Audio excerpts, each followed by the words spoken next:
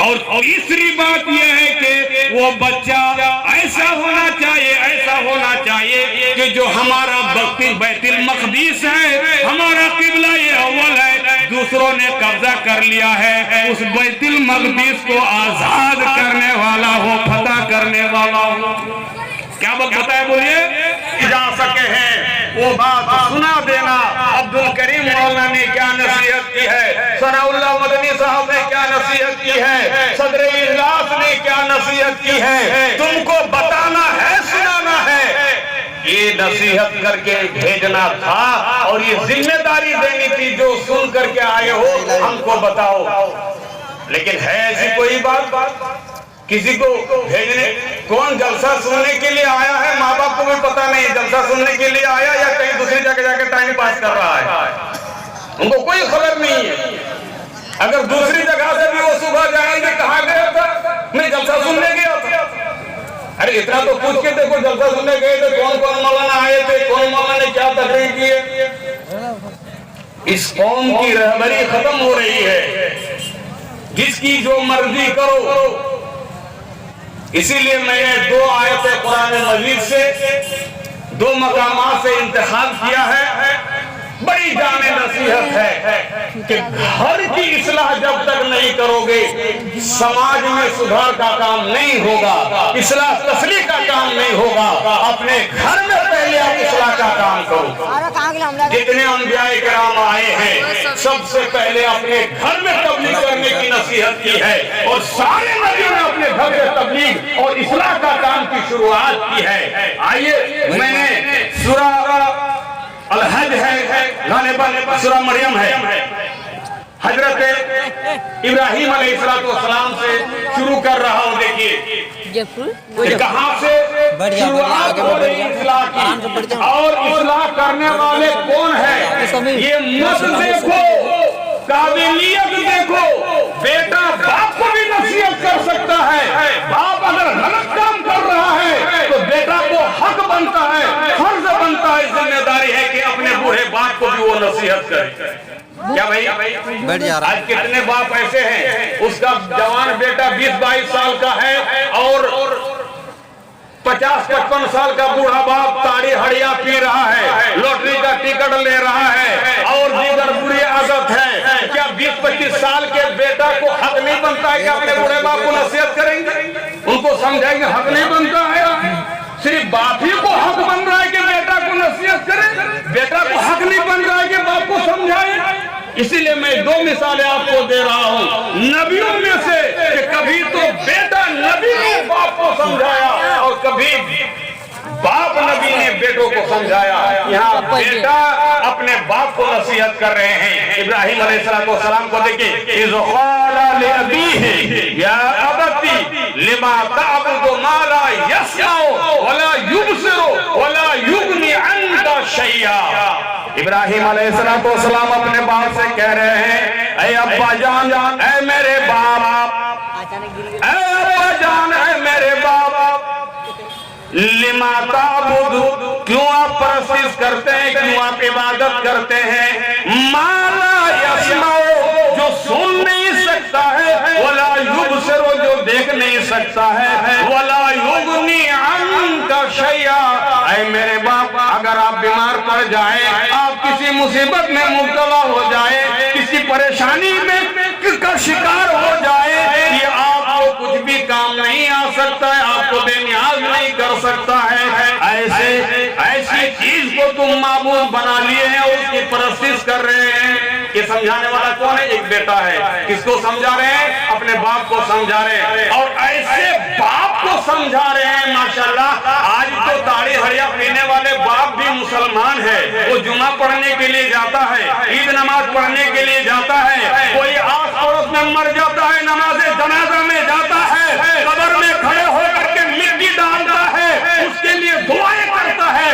ایسے باپ کو آج ہم سمجھا نہیں پا رہے ہیں۔ حضرت ابراہیم علیہ السلام ایسے باپ کو سمجھا رہے ہیں جو مشرک ہے، کافر ہے، اور بتوں کو بنا بنا کر سپلائی کرنے والے تھے، فروخت کرنے والے تھے، بت بنانے کی بڑی فیکٹری تھی ان کے پاس۔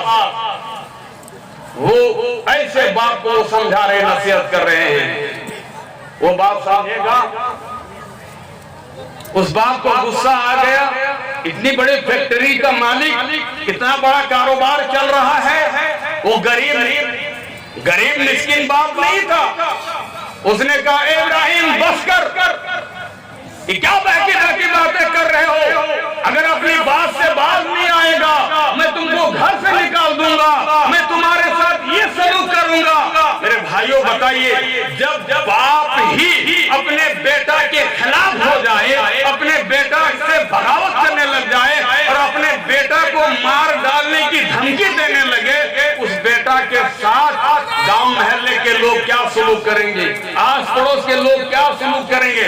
आज करीम मौलाना को लोग बहुत अच्छा समझेंगे और करीम मौलाना का भाई, करीम मौलाना का बाप और करीम मौलाना के पड़ोस के लोग ही अगर जगह जगह उनकी बुराई करते फिरेंगे, अरे तुम लोग तो बहुत नाम करते हो, बहुत अच्छा बोलते हैं, बहुत अच्छा समझाते हैं। हम जानते हैं अब्दुल करीम मौलाना कितना अच्छा है, वो हमारा पड़ोसी है, वो हमारा मामू का लड़का है, वो हमारा फूफा का लड़का है, वो हमारा फला है, वो फला है। तो बताइए किसका असर पड़ेगा? अब्दुल करीम मौलाना की तकरीर का असर पड़ेगा या उनके आस पड़ोस के लोग उनके अखलाक कैरेक्टर के बारे में जो चर्चा करेंगे उसका असर पड़ेगा?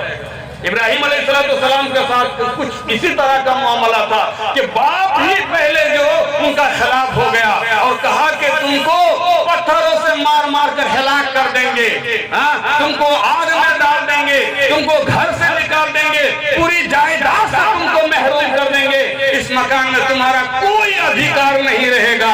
और ऐसा हुआ भी है। तो मैं ये बताना चाहता हूँ, अपने घर से इस्लाह का काम आप शुरू कीजिए, अपने बच्चों को समझाइए, अपनी बीवी को समझाइए, अपने बहन को समझाइए। अगर बाप उस लायक है तो उसको समझाइए। अगर हर घर में इस तरह समझाने वाले हो जाएंगे और हर घर से समझे हुए लोग अगर फील्ड में निकलेंगे तो वहाँ मुआशरा को सुधारने के लिए, इस्लाह का काम करने के लिए कॉन्फ्रेंस चाहे रहमतुल लिल आलमीन के नाम से करो, चाहे तालीमी बेदार के नाम पर करो या और किसी नाम पर करो, मैं समझता हूं कि इतनी बड़ी कॉन्फ्रेंस करने की इस्लाह के नाम पर जरूरत नहीं पड़ती, इसलिए कि हर घर में इस्लाह का काम हो रहा है।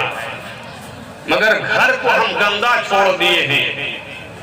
घर में हम ऐसा माहौल बना के रखे हैं कि कुआं में कुत्ता पड़ा हुआ है और पानी निकाल निकाल के फेंक रहे हैं कि पानी पाक हो जाएगा, पीने के लायक हो जाएगा, गुस्ल करने के लायक हो जाएगा।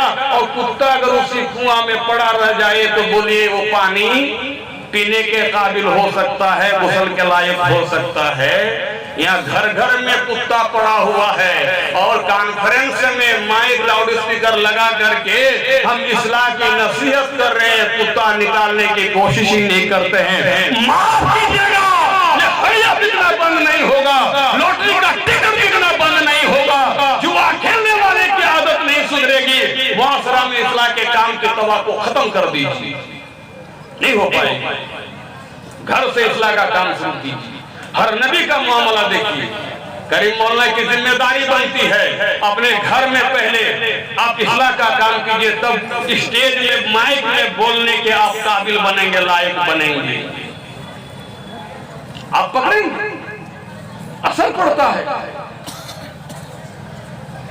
आप पर हम पर जिम्मेदारी बन रही है। हजरत याकूब अलैहिस्सलाम को देखिए, वहाँ बाप है बेटों को नसीहत कर रहा है, यहाँ बेटा बाप को कर रहे थे, यहाँ बाप बेटों को कर रहे हैं। अम कुंतुम शुहदा इज़ हदर याकूबल मौत।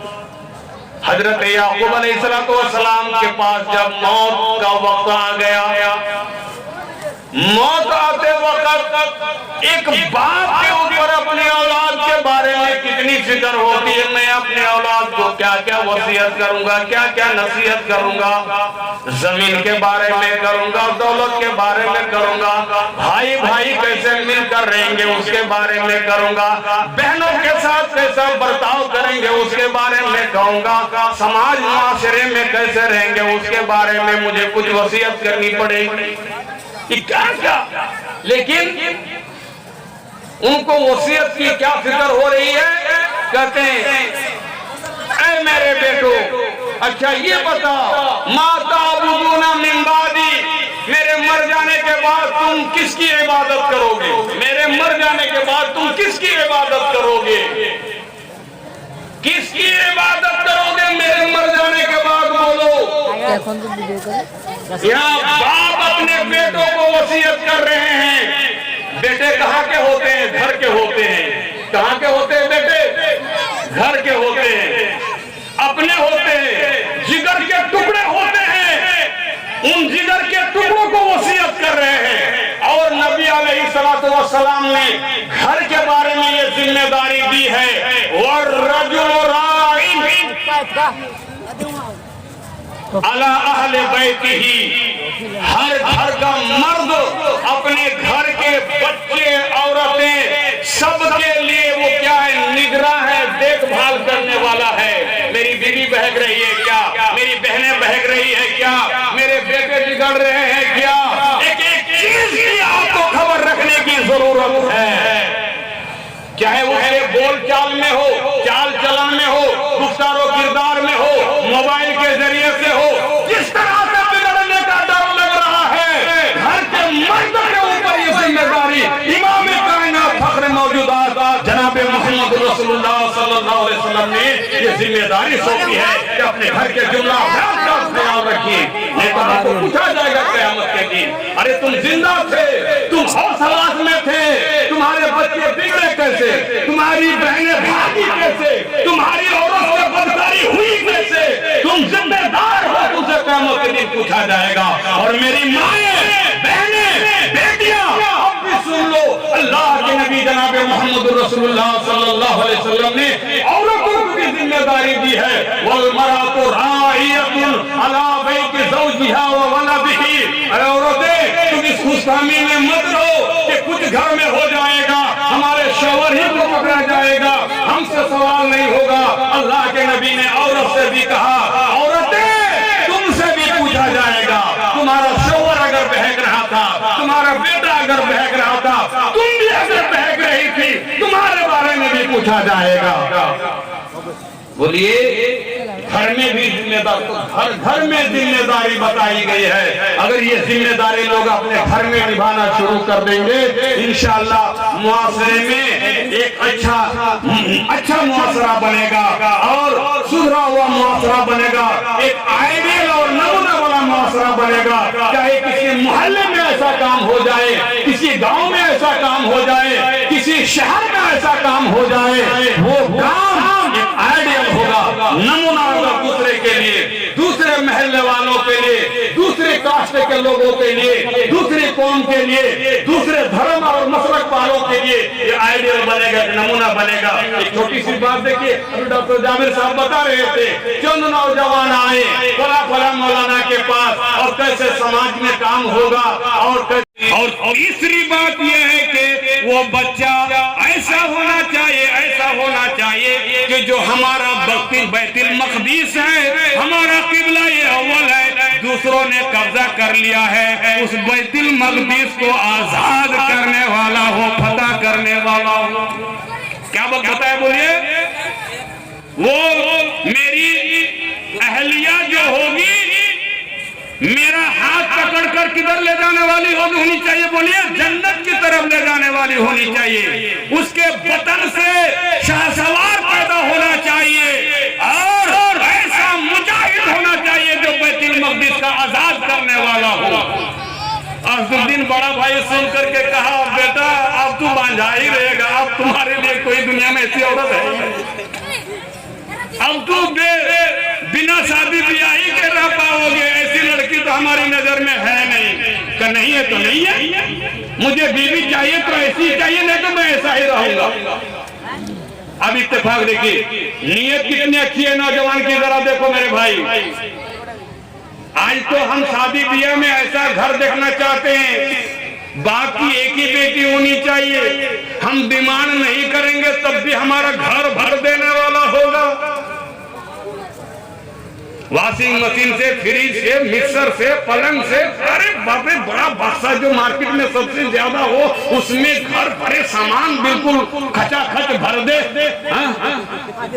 मुझे दामाद नहीं अपना बेटा समझे, वैसा वैसा घर देखो। आज हमारा जहन ऐसा जा रहा है। नजमुद्दीन साहब ने जब ये बात कह दी, भाई खामोश हो गए, कहा कि अब तो ऐसी लड़की आपको मिलेगी नहीं। का नहीं मिलेगी तो जाने दो, मुझे शादी नहीं करनी है। एक दफा, और 3 मिनट है, एक दफा नजमुद्दीन साहब भाई से इतनी बात होने के बाद एक मस्जिद के इमाम साहब के साथ बैठ करके कुछ बातें कर रहे थे। इतने में एक लड़की बुर्का पहन करके आई और मौलवी साहब को सलाम किया। सुन रहे ध्यान से, एक लड़की बुर्का नकाब पोश होकर आड़ में खड़ी होकर चेहरा छिपा करके मौलवी साहब से कहा अस्सलाम वालेकुम। मौलवी साहब ने समझ लिया ये कौन लड़की है, किसने सलाम किया। पहले से बात थी ही, कहा वालेकुम सलाम। उसके बाद मौलवी साहब ने नजमुद्दीन से कहा मैं माजरत चाहता हूँ, अब कुछ देर खामोश रहें, इस लड़की से मुझे 2 बात करनी है। सलाम का जवाब हो गया। उसके बाद मौलवी साहब ने कहा अच्छा ये बताओ, मैंने फला लड़का का रिश्ता तुम्हारे पास भेजा था, वो क्या हुआ? वो लड़का तो अच्छा था, बहुत मजबूत था, क्या चेहरा वाला था, क्या खूबसूरत था, माशाअल्लाह। कितनी लड़कियां उसके ऊपर फिदा हो जाती। इतना खूबसूरत लड़का का रिश्ता मैंने भेजा था, क्या हुआ? उस लड़की ने जवाब दिया मौलवी साहब वो लड़का तो बड़ा हैंडसम था, बड़ा खूबसूरत था, मगर मैं जैसा लड़का चाह रही थी वो लड़का वैसा मुझे नजर नहीं आया। कब कैसा लड़का चाहिए था तुमको बताओ? कब मुझे तो ऐसा लड़का चाहिए था, ऐसे लड़का से मेरा निकाह होना था, जो लड़का मेरी शादी हो जाने के बाद मेरा हाथ पकड़कर जन्नत की तरफ ले जाने वाला होता।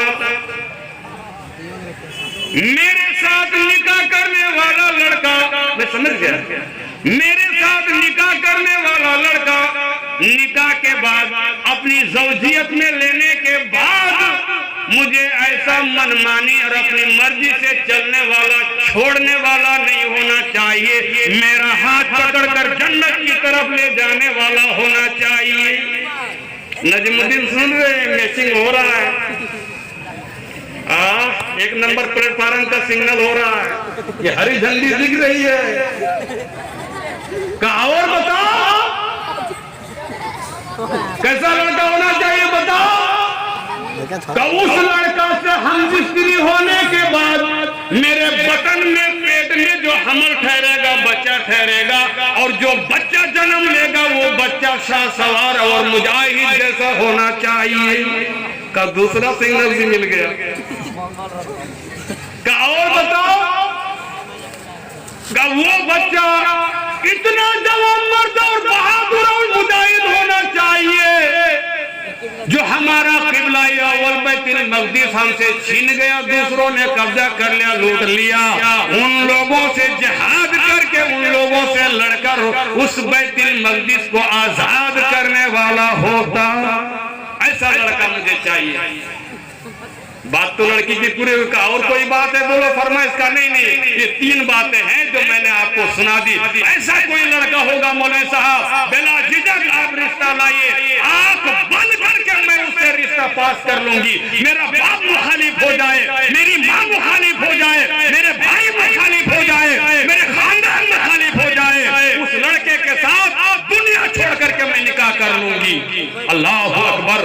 नजमुद्दीन साहब ने ये 3 बातें जब सुन ली और लड़की चली गई, मौलवी साहब से कहा मौलवी साहब बहुत मेहरबानी होगी, इस लड़के के साथ मेरा निकाह कर दीजिए ना। तो क्या बात कर रहे हो नजमुद्दीन, तुम कहाँ बादशाह का बेटा हो?